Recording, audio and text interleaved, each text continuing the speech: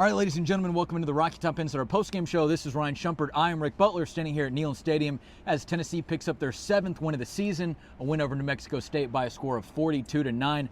Ryan, obviously a big win over the Aggies, like I think everybody expected, but it wasn't necessarily the smoothest game there ever was. Joey Aguilar talked about that there were some frustrations during this game. Obviously, he had 2 interceptions himself, but for a big win, still plenty to clean up as they get into these final 2 games.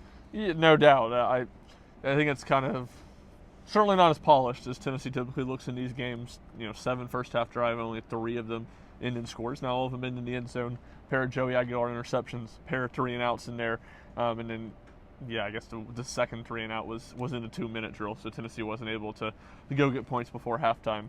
I think just to get down to the gist of it, it's hard to tell how much of that was this team, just not being fired up for a non-conference game this late in the season. How much of it indicates that this team maybe isn't in the best mental headspace heading into the last couple games of the season, as they, were effectively all but eliminated from the college football playoff. Sure, and I think obviously, we've been talking about it throughout the week and throughout the bye week as well, is that, yes, this is a bit of a tune-up game to re-grease the wheels and get back on track, but ultimately everything is going to boil down to these final 2 games at Florida and Vanderbilt. Ryan, I don't know what the score is right now, and obviously by the time that people are watching this, the game might be over or it will be over, but I'm pretty sure that Florida had a lead on Ole Miss going into halftime. Tennessee's got to go to Gainesville next week. It's obviously going to be a challenge. I think that in some ways that you might have wanted to see Tennessee a little bit more polished, like you had mentioned a second ago, but ultimately it's just kind of hard to tell what you can glean. Tennessee was out with a lot of players during this game, and Josh Heupel said for the game, he said, if this was a major game, if it was an SEC game, I think he said a majority of those guys could have gone. So you don't know how that affected things as well, but you're right. I think it's going to be a really interesting question to kind of ponder this week about how Tennessee comes out next week in Gainesville. No doubt, but I think the players being out, most of those guys were on the defensive side of the ball, and it was the offense that I thought was underwhelming and struggled in this game, or didn't look very crisp. The defense, not that they were perfect, but they played a good game, especially until the backups got in. I didn't feel like they gave up a ton of yards until really the pair of drives, maybe 3 drives there, the final 3 drives of the game for New Mexico State. So certainly it is kind of hard to tell. I'd say Joey Aguilar 2 more interceptions, as we mentioned. That's now 5 turnovers the last 2 games, 4 interceptions the last 2 games. To put that in perspective, I think Tennessee's interception quarterback with the most interceptions under Josh Heupel's tenure entering this year was 6, and now Aguilar's got 10 on the season.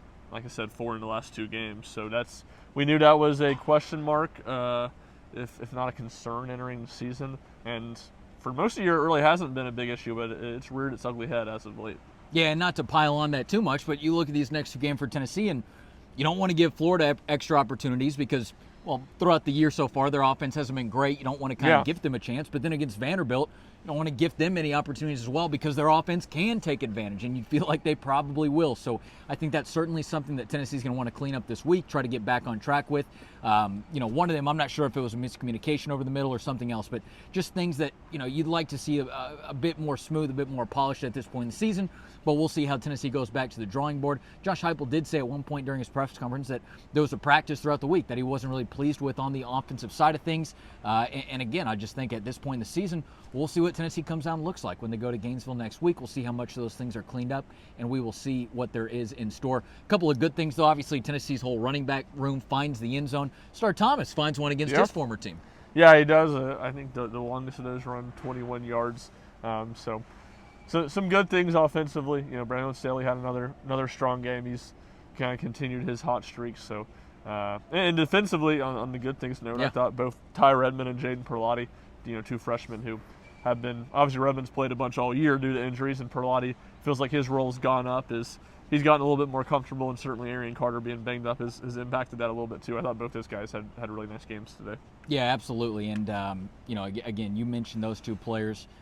Trying to think if there was anything else to talk about. Boo Carter, go ahead.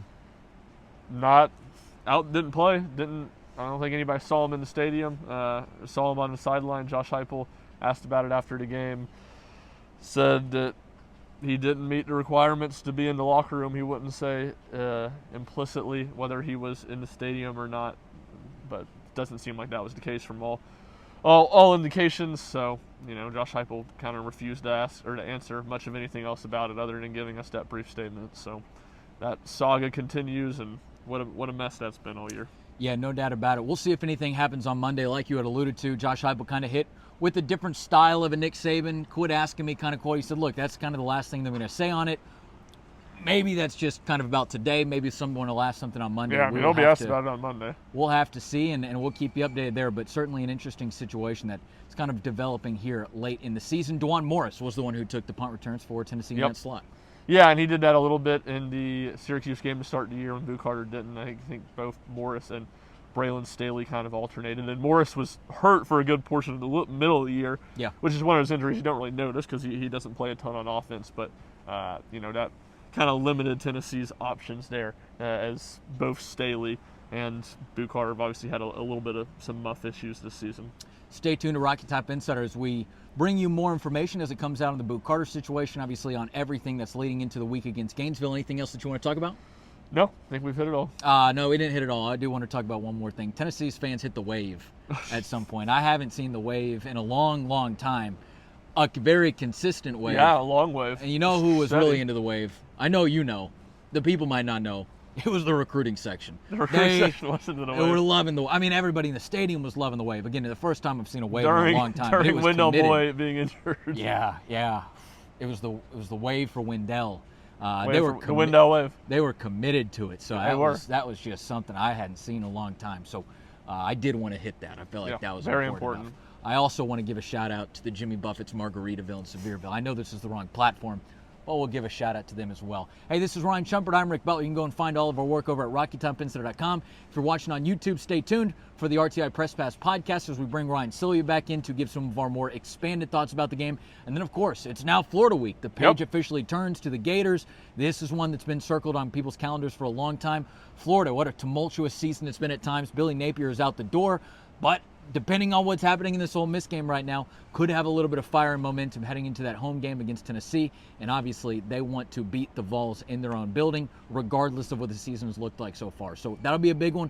We'll be bringing you all the content leading into the game in Gainesville throughout the week. So stay tuned to RockyTopInsider.com. Otherwise, for Ryan and Rick, this has been the Rocky Top Insider postgame show.